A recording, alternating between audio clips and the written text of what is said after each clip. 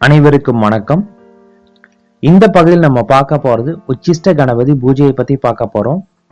இது உங்களுக்கு உச்சிஷ்ட கணபதி உபாசனை இல்லாட்டி உச்சிஷ்ட கணபதி வசியம்னு சொல்லுவாங்க. இந்த பூஜையை நீங்க சித்தி பண்றது ரொம்ப கஷ்டமான விஷயம். இது நீங்க பண்ணும்போது உங்களுக்கு நிறைய தடங்கள் வரும். அதனால நமக்கு பூஜை சித்தி பண்ண முடியாம உங்களுக்கு போயிடும். கிட்டத்தட்ட நான் முயற்சி பண்ணி ஒரு 3 தடவை முயற்சி பண்ணியும் இந்த பூஜையை என்னால் சித்தி பண்ணவே முடியல. அதனால இந்த பூஜை சித்தி பண்ணணும்னு நினைக்கிறவங்க தொடர்ந்து முயற்சி பண்ணி தளராத மனசு உள்ளவங்களா இருந்தா மட்டும்தான் சித்தியாகும். அது எல்லாமே நீங்க மீறி சித்தி பண்ணிட்டீங்கன்னா நீங்க உங்களுக்கு எந்த ஒரு எதிரி இருக்க மாட்டாங்க. நீங்க நினைக்கிற காரியங்கள் எல்லாமே நடக்கும். அதாவது நீங்க ஒரு காரியம் நினைச்சு அதை ஒரு பேப்பர்ல எழுதி உச்சிஷ்ட கணபதி முன்னாடி வச்சு அவரோட மூல மந்திரம் நீங்க ஜெபிச்சீங்கன்னா ஒரு நாள்ல உங்களுக்கு நடந்துரும். அதே போல நீங்க முன்னாடி நடக்கும்போது 2 பெரிய லெவல் கருநாகமும் பின்னாடி 2 கருஞ்சிறுத்தையும் நடந்து வரதாகவும் இந்த உச்சிஷ்ட கணபதி சித்தி பண்ணவங்க சொல்லி கேள்வியும் பட்டிருக்கேன். அது அவங்க கண்ணுக்கு மட்டும்தான் தெரியும்னு சொல்லியிருக்காங்க. இது ரொம்ப கஷ்டமான விஷயம்.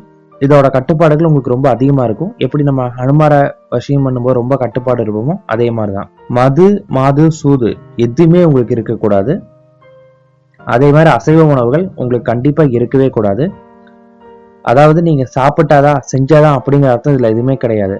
நீங்க மனசுல ஒரு தப்பான காரியம் நினைச்சாலுமே உங்களுக்கு அந்த பூஜை தடப்பட ஆரம்பிச்சிடும். பூஜை பண்ணும்போது ரொம்ப சுத்தபத்தமா இருக்கணும். அதாவது காலையில மாலையில 2 நேரமும் நீங்க குளிக்கணும். இந்த பூஜை செய்யற காலங்கள்ல நிச்சயமா குடும்பத்துல கஷ்டங்கள் வரும். உங்களுக்கு ஏகப்பட்ட தொந்தரவுகள் வரும். நிறைய நெகட்டிவ்கள் உங்களுக்கு நடக்க ஆரம்பிக்கும். இந்த பூஜை நீங்க மொத்தமா 48 நாள் பண்ணணும்.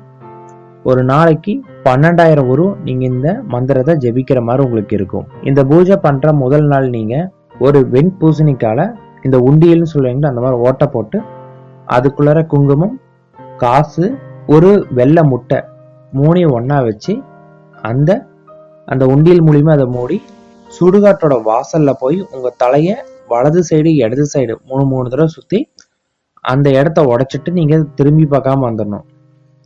திரும்பி பார்க்காம வந்த பிறகு எந்திர சாப நிவர்த்தி பண்ணிட்டு மந்திர சாப நிவர்த்தி பண்ணி பிரணப்பிரதிஷ்டை முன்னாடியே நீங்க சித்தி பண்ணிருக்கணும். நீங்க கணபதி வசியம் பண்ணாட்டியுமே நீங்க டைரக்டா இந்த பூஜை நீங்க பண்ண ஆரம்பிக்கலாம். அதுக்கப்புறம் உங்களுக்கு ஒரு வாழை இலைக்கு முன்னாடி சாணியால நீங்க பிள்ளையார செஞ்சு வச்சு மஞ்சளால நீங்க பிள்ளையார் செஞ்சு வைக்கணும். இந்த மாதிரி 2 பிள்ளையார வச்சு அந்த பிள்ளையாருக்கு நீங்க ஏதாவது உதிரி பூ போட்டுட்டு அவல் பொறி கடலை இந்த 3யுமே அங்க வச்சுட்டு ஊதுபத்தி ஏத்தி அதுக்கு நீங்க விளக்கு காட்ட ஆரம்பிச்சுட்டு கற்பூர ஆரத்தி காட்டிட்டு உங்களுக்கு கொடுக்கப்பட்டுள்ள மந்திரத்தை நீங்க ஒரு 10 நிமிஷம் நீங்க மெடிடேஷன் பண்ணணும். அந்த மெடிடேஷன் பண்ணும்போது அதுக்கு முன்னாடியே மந்திரத்தை நல்லா மனப்பாடம் பண்ணி வச்சுக்கோங்க. அதுக்கப்புறம் தியான மந்திரம் ஒரு 10 நிமிஷம் பண்ணுங்க. தியான மந்திரம் பண்ண பிறகு தியான மந்திரங்கிறது ஓம் உச்சிஷ்ட கணபதியாய நமக, இதுதான் உங்களுக்கு தியான மந்திரம். இந்த தியான மந்திரம் நீங்க ஒரு 10 நிமிஷம் பண்ணணும். இந்த 10 நிமிஷங்கிறது எத்தனை கவுண்டிங் கணக்கு கிடையாது. அதே மாதிரி கரெக்டா 10 நிமிஷம் தான் பண்ணணுங்கிற அவசியமும் கிடையாது.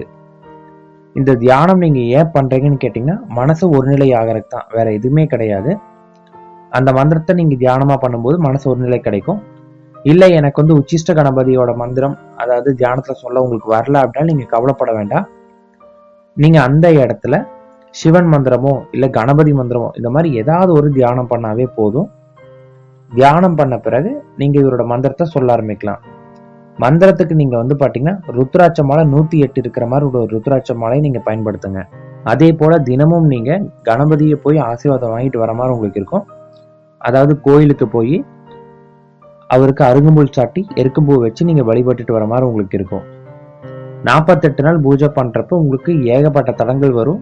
அந்த தடங்களை மட்டும் நீங்க முறியடிக்கணும். நிறைய பேருக்கு நிறைய கஷ்டம் சோதனை எல்லாமே உங்களுக்கு கொடுக்க ஆரம்பிக்கும். அத்தனையும் தாண்டி வர மாதிரி பார்த்துக்கோங்க. மிக்க நன்றி.